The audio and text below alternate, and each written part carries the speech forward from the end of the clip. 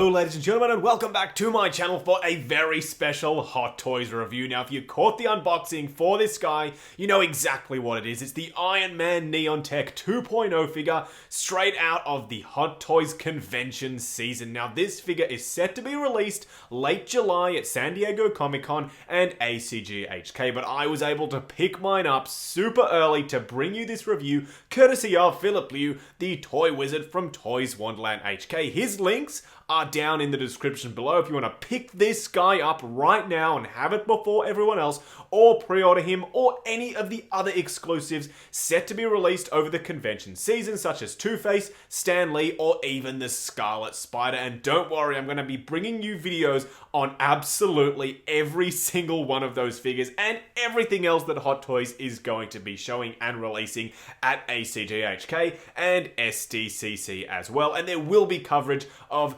both of those events on MISB Media and also on my channel. Either way, that's pretty much it about all of that. Check out the links in the description below to all of that good stuff. What we're going to do now is get all of the accessories out here for the Iron Man Neon Tech 2.0 and take a look at everything he comes with. As you can see, he comes with pretty much the standard Iron Man accessories that you'd expect him to come with.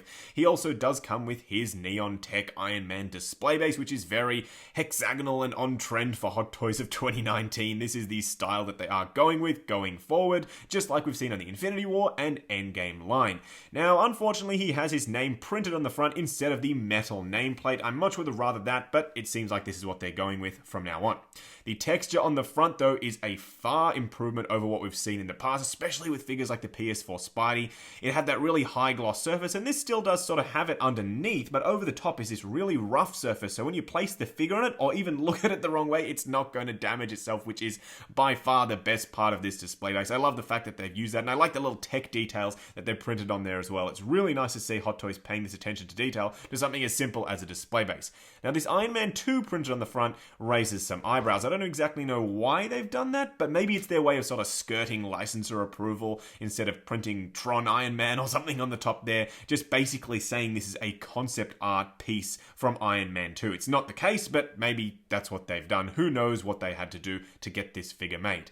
Now, he does also come with his laser hand accessory pieces. These, I'm sure, will come up later in a different segment of the video, but as you can see, the paintwork is really quite rough. First, I was initially struck by how nice and yellow it was, but under closer inspection, it just doesn't stand up. I mean, it looks like it was painted with some really cheap rattle can spray paint or something like that. It just doesn't hold up, as I said. But he does also come with his little rocket pod sections, which do have a little piece of articulation. It's very stiff, though, which is good.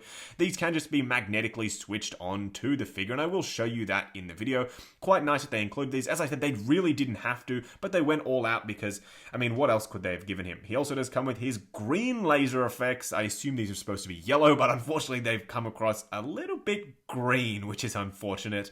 And then the final pieces that he does come with are the little interchangeable forearm pieces. He does come with two sets, don't worry, he doesn't just come with the single one, so they can go onto both arms, and these all are interchangeable and they can go in various different parts of the forearm, but basically it's meant to sort of represent that scene in Avengers or in Iron Man 2 where he sort of displays all his weapons and their little missiles and little sort of rocket sections. They're all different and they do look really awesome when you have them on the figure, so it's a great display option. I really do like the vibrant yellow on it as well. They've done a really nice job of carrying over that theme throughout the entire figure, so I'm pretty impressed with what they've given you here. I mean, you really expect them to give you this much stuff because otherwise I don't exactly know what this guy comes with. Either way, let's get the figure out here and take a look at that paint job. And here we have the Neon Tech Iron Man figure opened up and out of his box, and he's looking pretty darn good if I say so myself, although he's starting to fall apart at the seams just a little bit, and I'll explain what I mean there with the figure's biggest crime. And in my opinion, it's all of the black plastic pieces on this figure.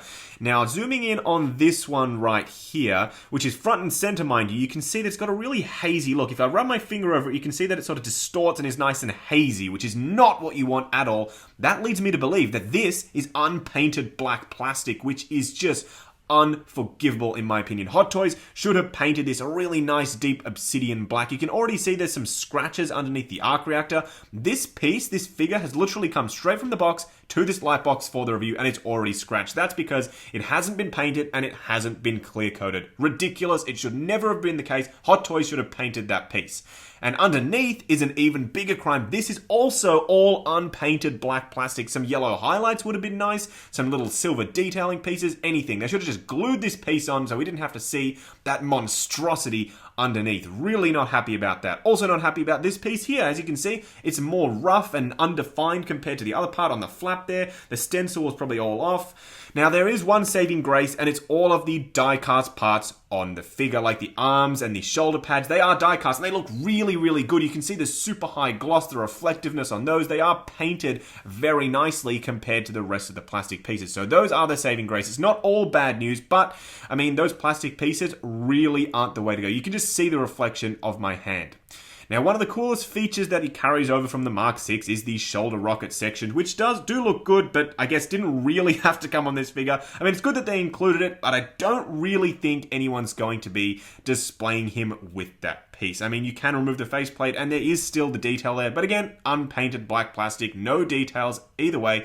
What I'm going to do now is stop ranting, move the camera down to the lower legs. Moving on to the lower legs, as you can see, the detail is pretty much consistent with the rest of the figure, except down here at least there is one saving grace, and you probably already guessed it, but it's the fact that the legs on the Mark 6 at least are entirely die-cast. Quickly feeling it, yep, they're all cold to the touch, which means those legs are all die-cast, and that's why the paintwork is looking so much better. Even around the back here, you can see how high gloss it is compared to the rest of the figure.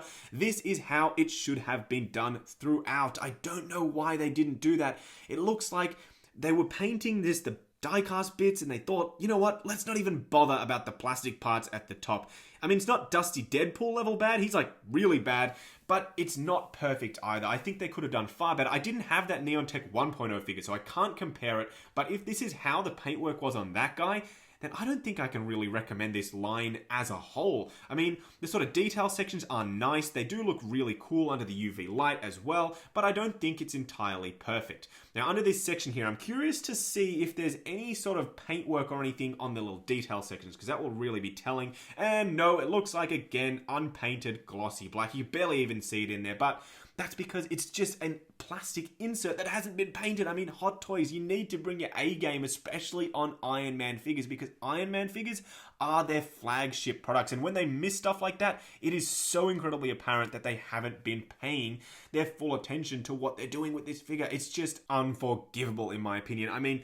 they could have done so much better, and I've seen it done so much better. It's so sad. Either way, let's get the regular Mark 6 out here and do a quick side-by-side comparison. Putting these two side by side, it just makes my point, I think, even clearer. As you can see, the regular Mark 6 just looks so much more vibrant. The gloss on the paint, even on the plastic sections, is just so much nicer and wetter looking, like car paint, compared to the black of the Neon Tech. You can see, focus on the chest area, how dull that looks on the Neon Tech. Now, don't get me wrong, it's still a really nice piece if you want to have him displayed with your Neon Tech 1.0. They look awesome on the shelf side by side, but in my opinion, I don't think you should skip out on the regular Mark 6 in order to get the Neon Tech. Starting off the 3 cool and 3 annoying things about the Neon Tech Iron Man figure. The first one, as you probably guessed it, is the chest plate. This sort of unpainted, unglossy, hazy plastic is, in my opinion, just unforgivable on a figure such as this. Second annoying thing, and I apologize if it's kind of following on from the first, but it's the unpainted black plastic underneath on all of the detail sections, so the chest plate and also on the under part of the legs.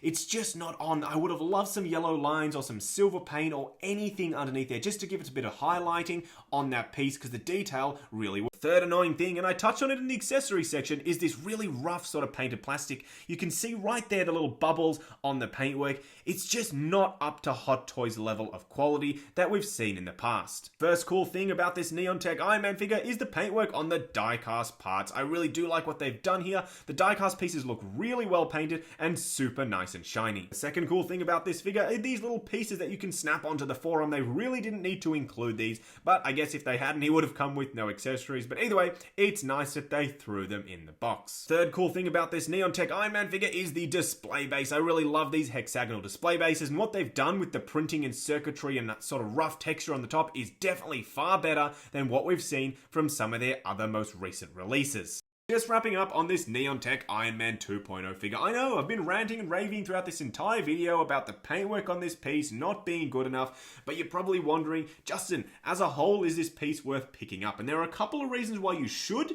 and also a couple of reasons why I think you shouldn't. Let me start with the shouldn't first, and that's, I mean, this should not be your de facto sort of quasi red and gold Mark 6 on your shelf if you missed out on that version. This very clearly is not that, so don't try and shoehorn this into your display, because I think you're going to be sort of left wanting that classic red and gold version, which I think you should go ahead and pick up. Save the money you're going to spend on this and go and get that version if that's the case. But where I do think this could work very well is if you are a Tron collector and you love all things Iron Man and Tron, and you have an awesome shelf with those Hot Toys Tron figures, or if you have the Neon Tech 1.0 figure, which I'm sure a lot of people do, and you want to have them sort of battling, or even side by side, the classic blue and yellow, all lit up with your UV lights, it's gonna look freaking awesome. So don't get me wrong, there are definitely reasons why you should pick up this piece, and certainly reasons why a lot of people will. This guy is gonna sell out, the price is gonna skyrocket, as they always do. It's a convention exclusive. A lot of people buy these figures to celebrate the convention season, so absolutely do that if that's what you're after.